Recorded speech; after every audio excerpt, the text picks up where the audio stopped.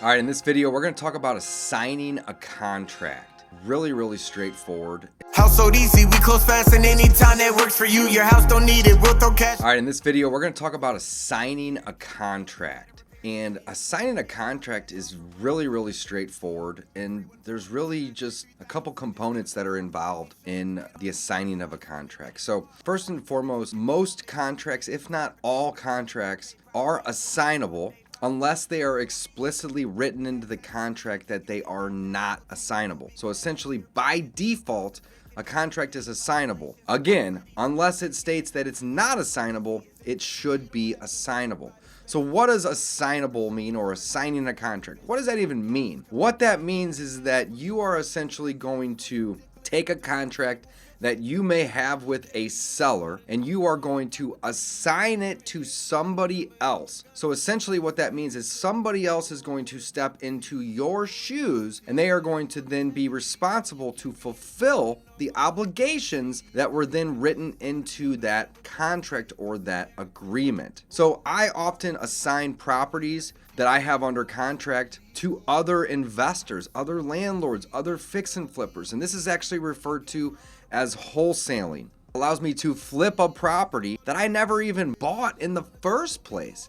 I can use paperwork or contracts to get the property under contract, and then I can assign it to somebody else. They step into my shoes, they go to the closing table, they buy the property, and I get paid a small assignment fee for bringing them the deal. So I can actually flip a property, and so can you, without actually buying the property first. That's essentially what assigning is. Now, I assign deals and contracts all the time to third-party individuals. Again, other investors, landlords, fix and flippers.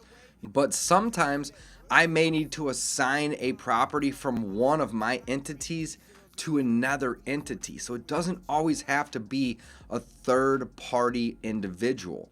Maybe I make an offer to somebody, and I make the offer in my name. So I just say, hey, David Dodge is going to be the buyer of this deal, right, or of this property. But then I'm getting ready to close on the property, and I decide, you know what, it'd probably be smarter for me to buy this property in one of my LLCs to provide a little bit more protection for liability purposes. So then what I would do is I'd contact the title company, and I'd say, hey, I want to assign this agreement from David Dodge, me being the buyer, to, let's say, Sundays LLC or Rainy Days LLC, one of my entities. And then the title company says, hey, no worries. Why don't you just fill out an assignment agreement and send it over to us? And in this case, I would be signing as the assignee and the assignor. In the event that you are using a third-party individual, you would be the assignor and they would be the assignee. It's very straightforward. Don't complicate this. This is not rocket science. Not only is this incredibly simple, but it's incredibly easy to do. And we have resources to provide you these simple assignment agreements. So don't overthink the assigning process. Assigning can be in-house. It can be within your organization, or even you assigning to another, entity that you own. But it can also be third party, where you have a property under contract and you assign it to a third party. Now, me, not only am I a wholesaler, I'm also an investor. I love owning rentals. I love fixing and flipping properties.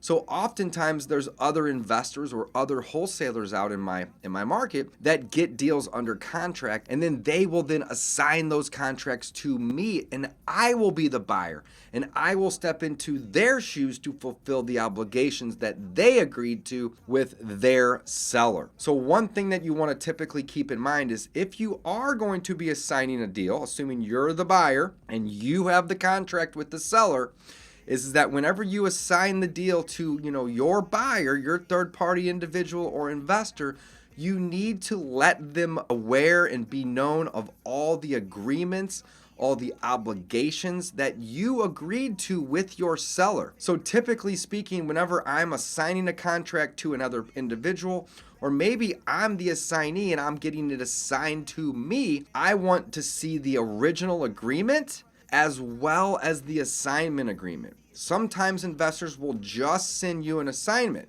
and they want you to sign it saying that, you're going to pay 5 or 10, or maybe you're going to charge 5 or 10 or $15,000 to acquire the deal and get it, right? But make sure that you know all the original agreements and obligations and numbers, because if you sign that assignment agreement, you are obligated to fulfill those obligations. Not a big deal, but just make sure that your individual, your buyer, first investor that has the property under contract didn't agree to, paying for a moving truck, or because you as the assignee are going to be responsible for those obligations. So easy, simple, don't overthink it, but just make sure when you are using assignment agreements that you also send the buyer or receive, depending on which side you're on, all of the paperwork. You want to know what you're signing up for or what you are pushing on to somebody else, because the last thing we want to do is be surprised. The last thing we want to do is let somebody down. If we're not privy to all of the agreements and all the obligations, mistakes can get made. So just try to make sure that you have a really good understanding of what's happening and what is agreed upon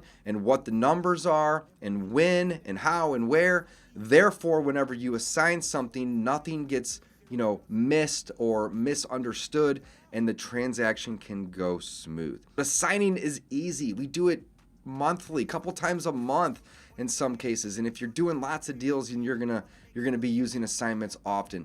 They're very simple, very easy, typically one-page agreements that essentially just says, hey, I'm going to assign the deal to you. I'm gonna sell you the deal. Another way to word that. I'm gonna sell the deal to you, but you are now gonna be responsible to fulfill these obligations.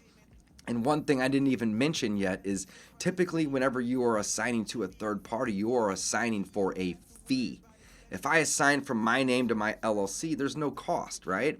But if I'm gonna go out and work hard to find a deal and get it under contract, and then assign that contract to a third-party investor, I'm going to want to charge them maybe 5, 10, 15.